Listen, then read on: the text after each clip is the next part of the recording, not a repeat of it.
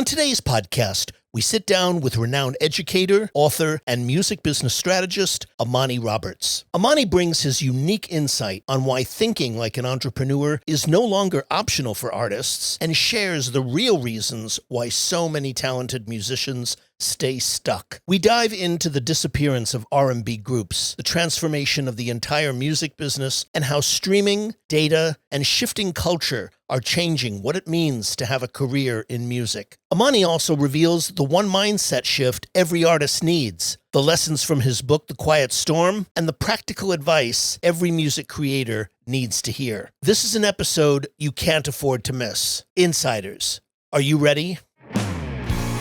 Welcome to MUBUTV's Music Business Insider Podcast, where our mission is to educate, empower, and engage artists and music business professionals who are dedicated to having a successful career in the new music industry. Here are your hosts, Ritch, Esra, and Eric Knight. Welcome back, Insiders, to another episode of the MUBUTV Music Business Insider Podcast, where our mission is to educate, empower, and engage your music career. On today's episode, we sit down with the multi-talented educator, musician, and author, Amani Roberts. Amani brings a wealth of insight to the table, helping artists think differently about the business side of music. We dive deep into why an entrepreneurial mind shift is crucial for survival in today's industry, what it takes to be a forever student of the business, and the dangers of leaving money on the table by not understanding the game. We also explore the fascinating rise and fall of R&B groups, a story Amani tells masterfully in his book, The Quiet Storm, and how technology, changing culture, and the evolution of media forever changed the musical landscape. If you're wondering how to connect with your audience, harness data to plan your career, or simply want new strategies to keep learning and growing as an artist, this is an episode you won't want to miss. Stay tuned. But first, a word from our sponsor.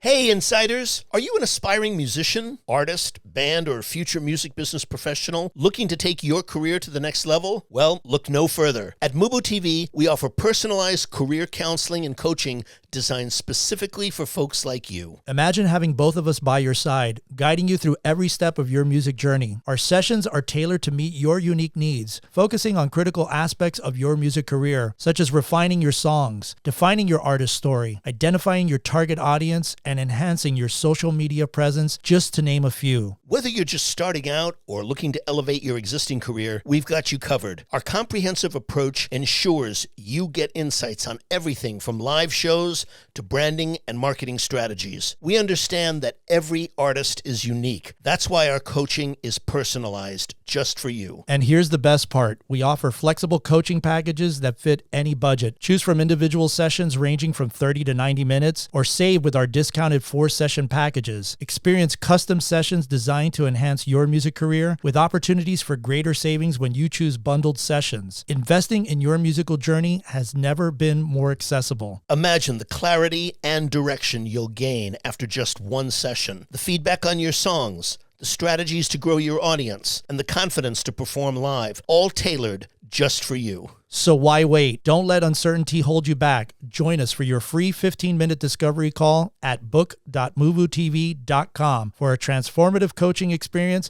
that will elevate your music career. That's book.mubutv.com.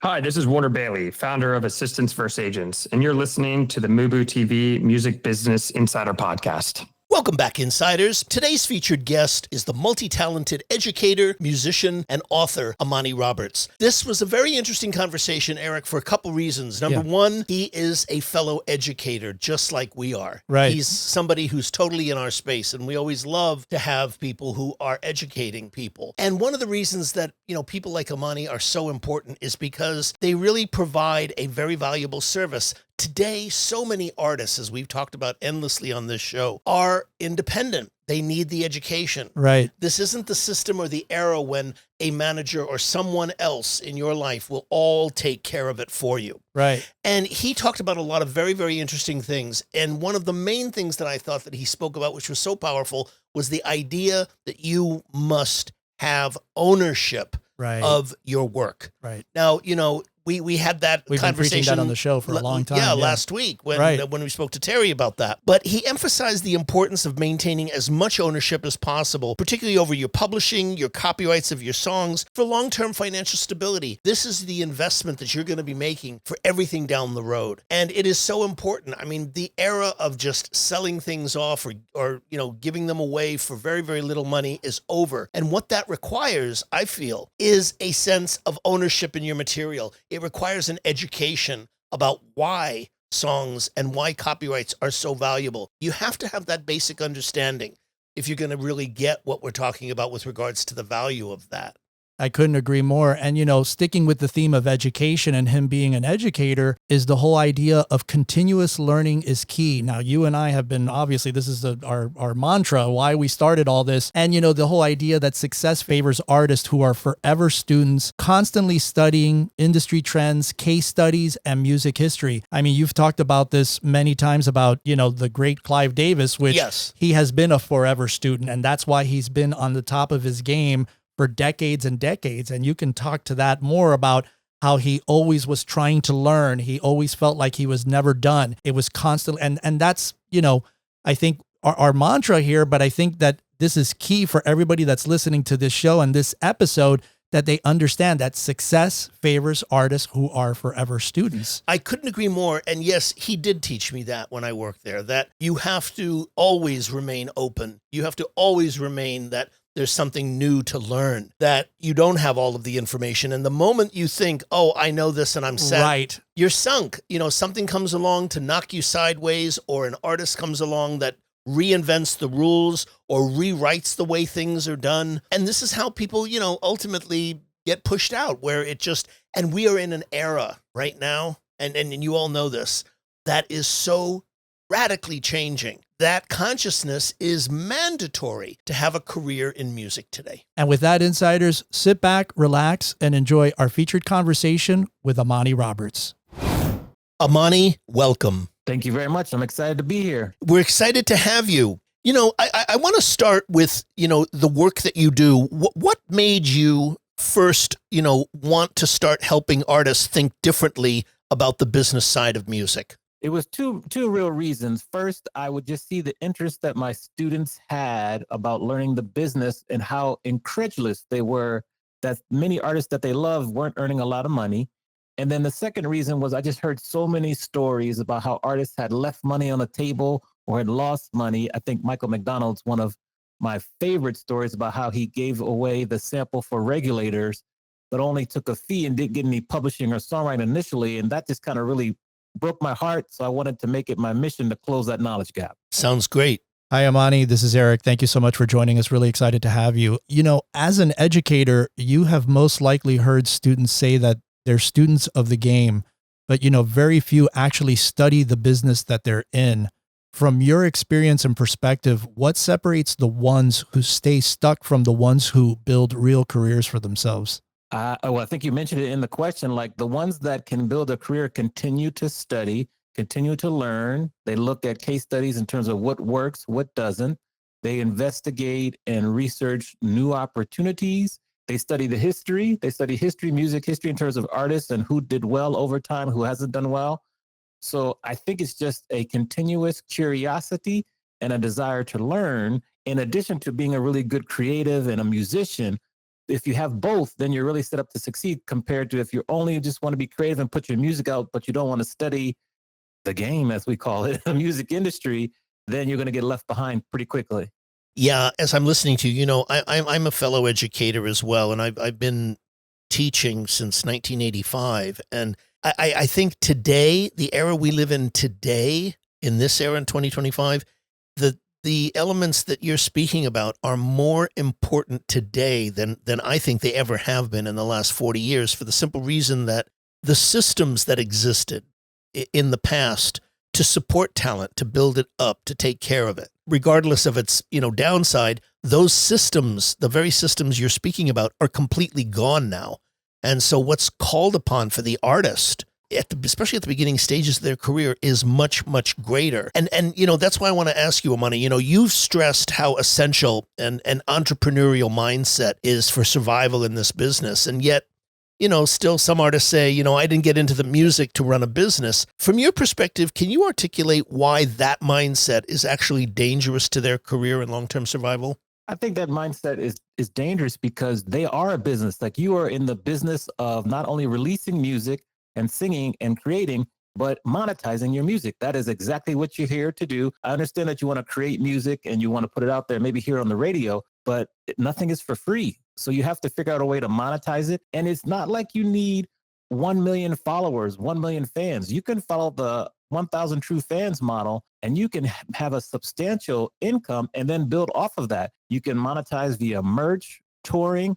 I don't even consider streaming a way to monetize because that's more marketing nowadays, unfortunately. But even creating like your direct fan to artist platforms, there are so many different ways to monetize, and you can grow your fan base organically that you really have no excuse. You have to be an entrepreneur because the barriers to entry are so low. So due to the fact that barriers to entry are so low, there are different avenues of ways you can get revenue and maintain your career and just keep pushing ahead. But it's a dangerous mindset because that's kind of what we call like a fixed mindset instead of having an abundant mindset or a growth mindset. And that's very dangerous because that's going to keep you stuck. Indeed. Amani, you talk about the importance of becoming a forever student of the business. In your experience, what mindset shift do artists need to make in order to move from purely creative talent to creative entrepreneurs? And why is that shift so difficult for many? I think the mindset shift that is needed is to think of really like yourself as a business. Your business has two parts to it. The first kind of section, or we'll say division, is your creative division, where you're creating the music, you're releasing the music, but then you need to also be able to grow the business, whether you're planning your tour, whether you're planning a merch drop, whether you're collaborating with other people. I think musicians need to be more open to investing in themselves, more so not really investing in like a marketing campaign, but they also need to invest in themselves in terms of learning, attending conferences, education. I think that's very important. So I think that, there's that saying out there, the whole philosophy, like a starving artist, which is false in my opinion. And I think that people just really, really struggle. They want to just be artists, musicians, they just want to be artists, just want to release music, sing, and that's it. And they want to depend on someone else to do the business for them. When in actuality, by depending on someone else, you're putting your money, your future in the hands of someone else. So you at least need to know what's going on, what strategies you want to implement so that you can have some input, because you want to steer the direction of your career. You want to try to do your best to own as much of your work as possible, particularly publishing, because that's like the long money in the industry. So you can get paid for years to come. But I think the struggle is that people have a hard time taking that shift from being an artist to being an artist and a businessman, because being in business scares people. Numbers, accounting, reports, meetings, that kind of scares and gives people anxiety. But you really have to get over that, because you need to be in those meetings. You can understand what decisions are being made, why they're being made, and then you can give your input and you can see, okay, 2 years ago, we decided to launch this merch. We did this album release. It didn't work, but I remember why it didn't work. So next time we're going to do this differently. But you need to know so you can make those decisions and have a conversation. Yeah, so much. As I listen to you, I realize so much of this comes down to, artists really needing to think on a 20,000 foot level. Who am I? What am I about? What is it about me that makes me unique? Because I think a lot of the fundamental answers to those questions inform the points you're making. Who is my audience? What kind of merch do we put out? Who am I? And if I'm amazed when I talk to artists a lot of times who are beginning, who have no idea who their audience is, just none. Yeah. And I'm always encouraging them to, if you don't know, you should start thinking about that, of who is your audience. It's not just, I don't know. Seriously, it's especially in the day and age that we're talking about, for the points that you just made, which I think are so important, they do require thought, especially I feel, Amani, and I'm curious to get your thoughts on this. I believe the music industry went through a radical revolution when we went from a copy model where we sold CDs or cassettes or vinyl to an access model where everything, we got whatever we wanted, wherever we were, on any number of devices, on any number of platforms, and we all got it for free, musically speaking. I think that changed the whole value system around music, and it became one of, not necessarily on a conscious level, but I think unconsciously, especially for new artists, the audience asking, who are you? What are you about? Where are you coming from? Why should I care? What do you stand for? What don't you stand for? And those things, I think, really are important if an artist is to build a genuine connection and an audience today. Yeah, I agree. And I want to go back to the point you made about where our audiences are. Like there's some tools out there, like, Chartmetric, one of my favorite tools. Yeah. You can get very cheap access to that, and you can see where your fans are, what they're listening to, where you're growing, how your streams are, what songs are appealing to people. You combine that with the use of the Shazam dashboard, and you can see who's Shazamming your songs, what song is being Shazammed most. Maybe there's a TV show that's featuring your song, or someone on TikTok is using your song in terms of a new dance or something. There's so much data available for relatively cheap, almost free, that you can really identify, okay, if I live in Los Angeles, but I see a lot of people in Denver are vibing with my music and streaming and doing that, I need to make sure I have a tour stop in Denver and I have merch available there. The same thing if you go like a Boston or a Miami and you see this. So, but you have to want to learn this and to be able to analyze it, because you need to know where your fans are, and you need to know kind of what songs they're kind of becoming attracted to, or really what's resonating with them. You might think as an artist that, maybe your top 2 lead singles are resonating, when really it's a song from like 3 or 4 years ago that's resonating. Okay, well then let's do a remix of that. Let's release a video for that song. So there's so many little things you can do just with the data and the information that's available. And many artists just get blocked, and they don't want to dig into that too much. Very much so. Amani, I want to switch gears here for a moment, and I want to discuss your wonderful book, The Quiet Storm. In it, you write that the sudden vanishing of, R&B groups in the mid-2000s suggests something deeper than just changing musical tastes. I'm curious, did you see this disappearance as primarily, I guess, a cultural shift, or economic or technological, or was it a combination of factors? It was a combination of factors.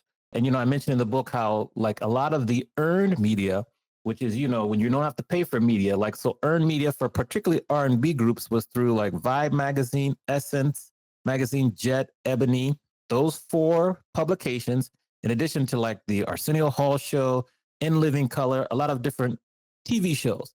And that would get R&B groups on TV and in the public's mind front and center frequently. And those go away, they never were replaced. Now, if you want to look at different genres of music, you have some similar things. MTV doesn't really play videos anymore. Right. In particular, like rock. Rock's another genre which kind of is along the same line as R&B groups, where there's not a lot of rock groups that are in like the Billboard charts and getting awards. So those 2 genres kind of go along with the similar circumstances that happen. And then you have, which was the Telecommunications Act of 1996, which was supposed to diversify radio. That ended up not happening. You had Town Square Media, Cumulus Media, and iHeartMedia bought up all the radio stations. So if you're going to Seattle or Chicago or DC or Dallas, you're pretty much going to hear the same songs across the radio stations in the different cities, because they went to playlisting format. So whereas before you might have had your rock station and your R&B, hip hop station, now it's all combined. So it gives less exposure to different types of groups. So that act had an opposite effect. And then technology, just as we're speaking about, we went from where people pretty much were forced to buy whole CDs and whole albums. Then the value of music was placed first at like $1.29 per song or 99 cents. And then it continued to evolve to where it's basically free.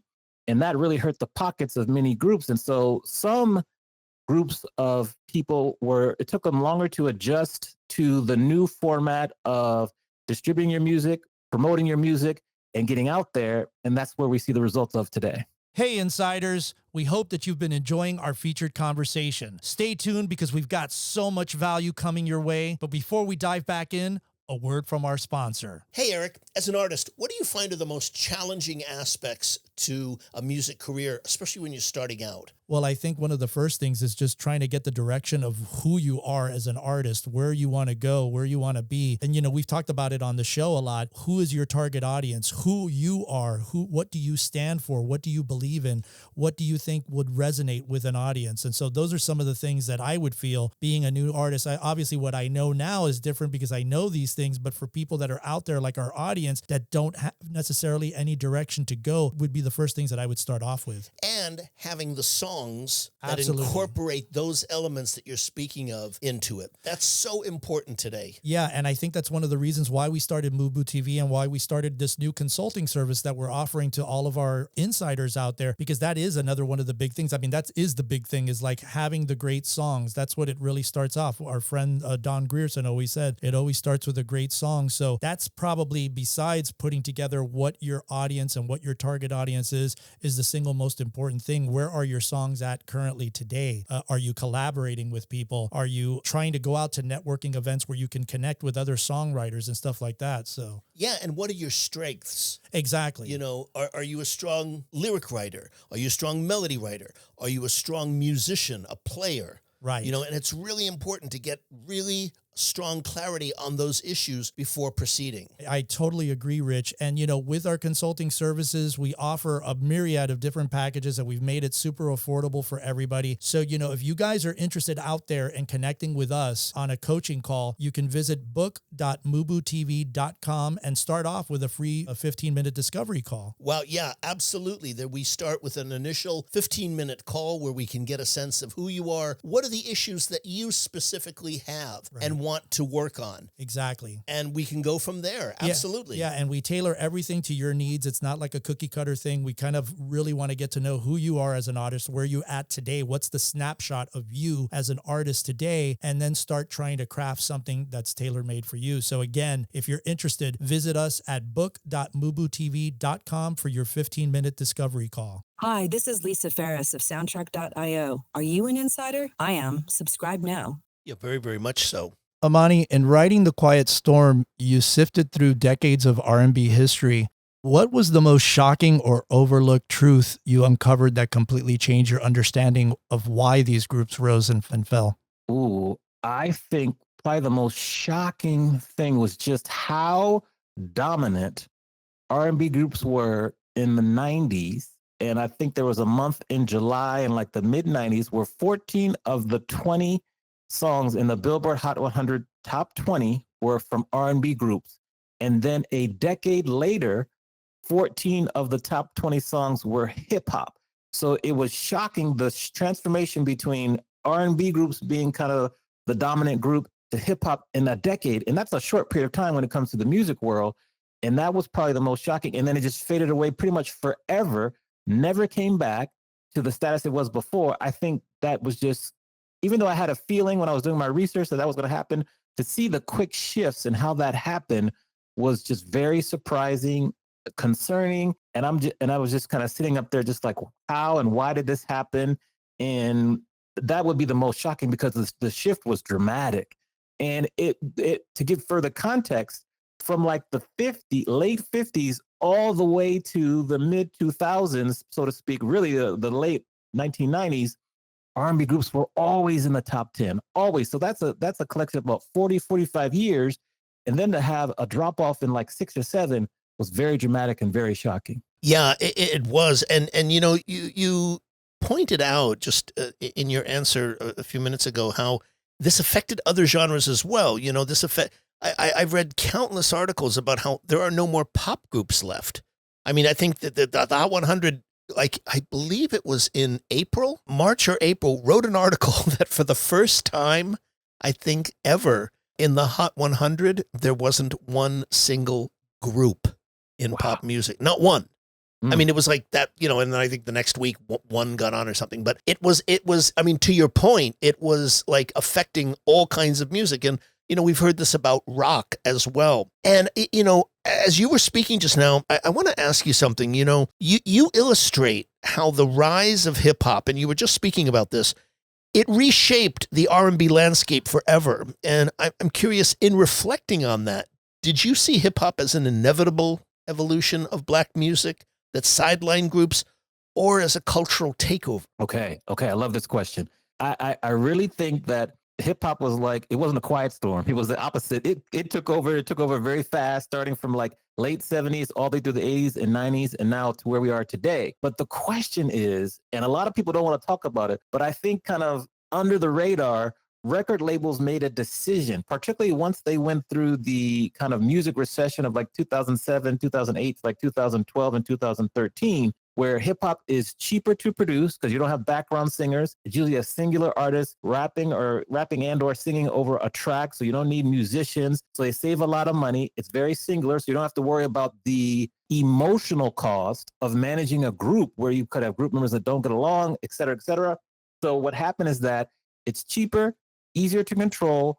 They can produce albums much quicker than a group, whether it be a pop group or an R&B group, because, you know, you can lay down your tracks, you can lay down your lyrics, and it's pretty much done, where it takes more effort.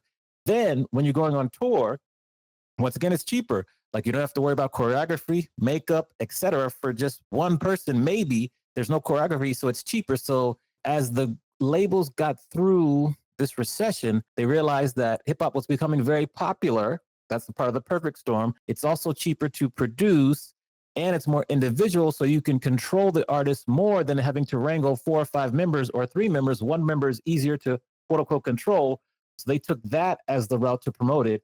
But the question that many people, they wouldn't say it on the record, but they were like, why couldn't the labels promote both R&B groups and hip hop? Why did they choose one? And so that would be an interesting article for another time. But that's kind of my perspective on that question, because, you know, it says cheaper, easier to control, and just simpler moving forward. Yeah, it's an interesting point, because I think one of the things that has occurred or did occur during the periods that you're talking about was a technological revolution as well that made it easier for all musicians and artists to create and put music out there. And I think, you know, a lot of the labels kind of, you know, were just looking at, you know, what was going to be successful, what was connecting. And I also see the same period of time that you're speaking of, where their power to regulate that, to impact that, became less and less and less as those 2011, 12, 13, you know, this is like when Spotify and streaming came in and re-altered the entire landscape, where you started to see a lot of independent artists, I think of all genres, emerge during that period. It was an interesting time from that perspective. Yeah, it was a shift. It happened very quickly. It went from primarily like group based to more individual based. I love to use the fact, like the Justin Bieber example, where he was discovered singing covers on YouTube, but it was just one person singing covers on YouTube, and then he blew up from there. So then many people adopted that same model. Tori Kelly's another one who was discovered that way, and it just became very singular. And we didn't really realize it when it was happening, but then, you know, no more groups would happen. And, you know, there's nothing like seeing a group sing in harmony at a concert live. It's just a different kind of experience than having one person sing. And I think that's kind of what's missing nowadays. You're right. I mean, when I think of groups, I think the only people in groups really these days are the K-pop groups. Right. Yes. I mean, K-pop that's and what's so J-pop interesting. acts, And the J-pop, I mean, that's, and that's kind of like a manufactured element creatively. I mean, to your point, Amani, about that, they're the only ones that seem to be, you know, putting those kinds of units together, with very, very rare exception. And by the way, it's across the board. It's not only in R&B, it's also in pop. It's also in country. You don't see groups in country anymore. You don't see groups in rock anymore. Or if you do, you see them in minute numbers. Yeah. Yeah. And so I'm glad you brought up K-pop, because K-pop, they are being successful with the group concept. So the group concept still works. They're breaking records. Even they had these, I don't want to say fake, but they had the Demon Hunter show from Netflix. They had K-pop groups that had songs from that network that are in the Billboard Top 10 now. So groups do work. And if you look at a K-pop group, like you look at a BTS video, it looks identical to a New Edition video from back in the late 80s, early 90s. If you look at Blackpink, they are following the same playbook as like a TLC did, and it's working.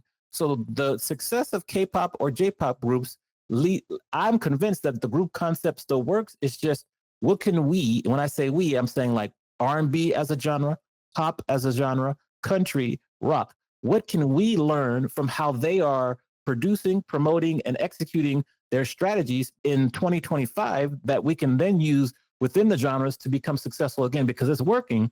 We just need to see what are they doing that we can adopt. Indeed.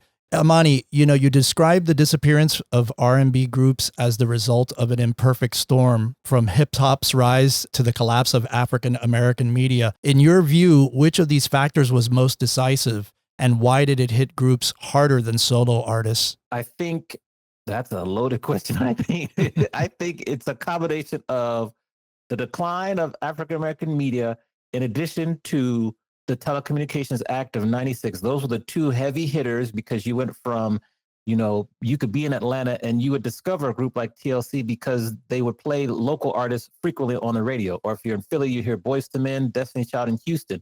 That went away. So I never forget, I discovered the group Shy because they were on DC Home Jams, WPGC in Washington, DC, and they got to be a very big group. But that doesn't happen anymore. It's all playlisting. So you lose the organic growth for groups. Right. And then, you look at media now. First of all, magazines have gone away and they're in a different kind of format. So everything is kind of digital, which it hurts many genres, particularly rock and R&B. And so that's gone away. The nighttime shows that would replace, like you have Tonight Show, you have Jimmy Fallon, all those, it's just different now. They mostly focus on singular artists. You'll see a Taylor Swift, a Gracie Abrams, maybe a Bruno Mars on one of those shows, but very rarely will they have a whole group there. And it's just, they may have a whole group there playing, but not to interview. And so that's going away. So those are the two big heavy hitters. And I will say, we look at like Silk Sonic. So Silk Sonic was Anderson .Paak and Bruno Mars. They came together and they had, Billboard Hot 100 top 1 hits.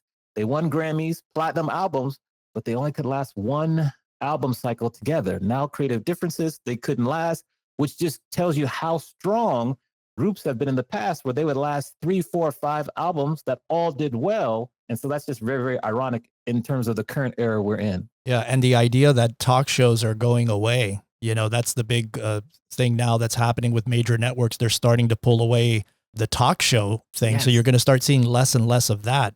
Yes. And so it's like, what's going to replace that? That's going to be earned media opportunities for all musicians, specifically groups, to be able to get into the public's, eyes and minds for free. Like, you don't want to always have to pay for like the access. You want it to be organically. You don't always have to work through nowadays. You need to get influencers to be using your songs in TikToks and Instagram reels, where that's just a little different from how music usually finds people. Yeah, you're identifying on a very deep level one of the most important cultural shifts. I always teach my students exactly what you're saying, which is that the most valuable commodity in the world today in marketing music is not power or size of your company or market share or money. It's the ability to get someone's attention. And the reason that's so valuable is because, as you pointed out, it's the one thing, Amani, that we can no longer buy. Yes. It's impossible. You can't. Not in a world that has this much choice, and by the way, it doesn't only affect music. It affects movies.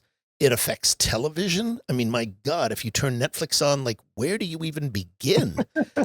Seriously, or Hulu or Apple or Amazon. It's like, and we've lost that connectivity. We've lost, I can't call and say, hey, Amani, did you catch that episode of, fill in the blank, because you don't get Hulu. Right. And I don't get Netflix. There's no water cooler moments. No anymore. water cooler moment. Yeah. We're all in our own silos here. It's the CEO for Netflix said, we're not competing with HBO Max. We're not competing with Hulu. We're competing with like screen time and people's attention. And Correct. You just said that and summarized that perfectly. Yeah, exactly. I want to ask you, throughout your life, have there been any books or films that you have found to be particularly inspiring professionally that you could recommend to our listeners? Okay, so the number one book is, everyone talks about it, but All You Need to Know About the Music Business, Donald Passman. Get the most current edition. I think that's an amazing book there. Yes. I also love the Charlie Wilson autobiography, Luther Vandross's autobiography. There's so many books here. There was also one, I'm looking at my bookcase now, The Music Never Stops. It's about the live music industry. Yeah. Let's see the author. Yeah, by Peter Shapiro. This book, woo, Yeah, Talks it's a good about putting one. on all these shows. Phenomenal book. So those would be the books. Movies to inspire. Purple Rain, classic movie there. I love that one. The Five Heartbeats. I'm trying to think about other movies. I think like the documentary on Ray, where Jamie Foxx is on. I like that one. I'm trying to think about other documentaries that do well, because I've been looking at documentaries because I want to turn the book, The Quiet Storm, into a documentary. So there's the Luther Vandross documentary that came out, Never Too Much. That was great And on there's CNN. one Yeah. more. Yeah, there was one more. The Dionne Warwick documentary. That one was phenomenal. Yeah. Okay. That one was. phenomenal. That was a great one. Great. Yes. Amani, what advice would you have for artists who are truly committed to building a career in music today? Number one, always invest in yourself. Attend conferences, whether it be like your PRO conference, BMI or ASCAP. Definitely try to get out there. Always learn about the music business, and pay attention when artists are doing things that are different. For example, when Taylor Swift was trying to buy up the rights to all her music, like pay attention to that. She's ahead of the game. She also was ahead of the game when she took off her music from Spotify until they were more transparent in terms of how they were compensating artists. So kind of pay attention to the artists that are doing things that are differently, but about their IP. Do your best to hold on to as much of your publishing or copyright as possible. In some instances, you might have to give away a portion of it, but try to hold on to that. Be open to collaborating with other artists. Sometimes artists like to be kind of locked in and not open to others. And then I think the last one is just, try to do what you can to continue to enjoy creating art. Sometimes when you get with the label will quote unquote force you to pick or sing certain songs. And you have to kind of do that to fulfill your label agreement. But maybe I love to share the philosophy, maybe 3 for them and 1 for you. So if you are in this situation, okay, you can do 3 songs for the label, but make sure there's 1 song that you get to do, that you write, that you love or whatever. Try to adopt that philosophy and just continue to be a student of the music business. Yeah, that's so interesting. You would say that. I for many years, I worked for Clive Davis at Arista Records in the 80s, and he used to have that philosophy for artists who didn't write. He'd say, on the album, I'll give you the album, but I've got to have, 2 or 3 songs that I find. And he had a good track record for that for you. You can find all the album cuts you want, but I want to be able to have that kind of collaboration with you. So it was interesting that you would specifically mention that, because, he specifically always told them that from, I need to have at least 2 or 3 songs that I can give you to help you break. So it's interesting. Yeah. Let me ask you, Amani, what's the best way for people to reach you and to connect with you? Is it through your website, through socials? Yeah, I would think, particularly if there's artists out there that want to talk to me or learn more, I always offer artists a free call. It's amaniexperience.com/call, CALL. And my name is Amani, A Apple, M Mary, A Apple, N Nancy, I, the word experience. That's the best way to reach me. You get on a call. We can talk about what your goals are. I can see if I can help you, or I can direct you to someone who can help you. That's the best way to reach me. Wonderful. Amani, we really, really appreciate you taking the time to be on the show and to engage in the conversation with us, not only about your work, but also about your wonderful book. Thank you. It's been a pleasure, and I appreciate you inviting me and having me on. Absolutely. Thank you. Man, such a great conversation. Yeah. So many interesting points there, And, the book that he wrote, I think, a lot of interesting points in that book.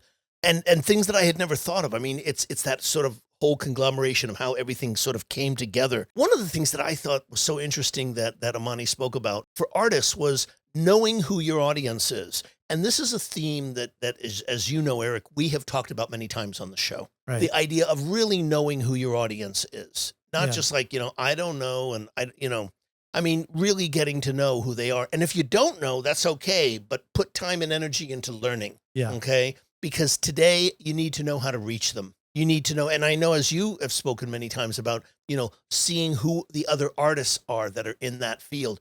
Who else can you reach your audience through? Trying to discover who your wheelhouse is and then go from there and kind of just build that whole avatar and the idea of that placement.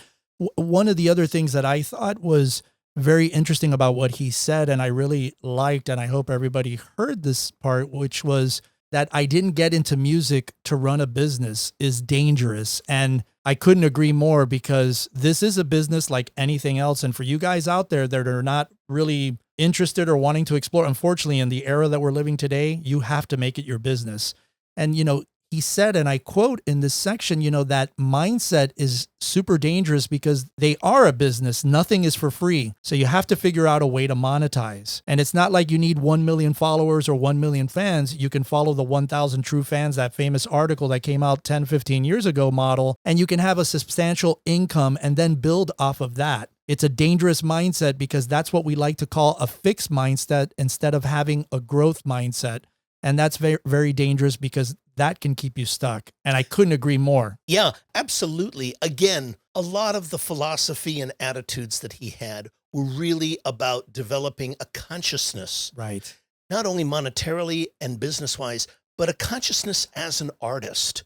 Remember, this is not just a job. It's a career. It's a life. It's a way of being. And everything that you're going to be doing in it has got to serve that purpose. Hey, Insiders, thanks so much for tuning into this episode. We really appreciate it. To get show notes, links, and everything that was mentioned during this interview, head on over to our official website at mubutv.com/podcast/show notes. If you're enjoying the content and what we're doing here on the show, please subscribe to the podcast on Apple Podcasts, Spotify, or wherever you listen to podcasts from. And don't forget to rate and review our show at iTunes. 5-star reviews are always welcome and help to ensure that our podcast stands out on the top-rated and new and noteworthy charts on iTunes and our space. You can also find us at social media at Facebook, Instagram, TikTok, and Twitter X, all ending with the handle MUBUTV, which is spelled MUBUTV. Don't forget to catch our flagship show, the MUBUTV Music Business Insider video series, airing every week on YouTube at youtube.com/MUBUTV. This show was produced and created by Ritch, Esra, and Eric Knight. Theme music by Disciples of Babylon, and be sure to tune in next week for another episode of the MUBUTV Music Business Insider Podcast.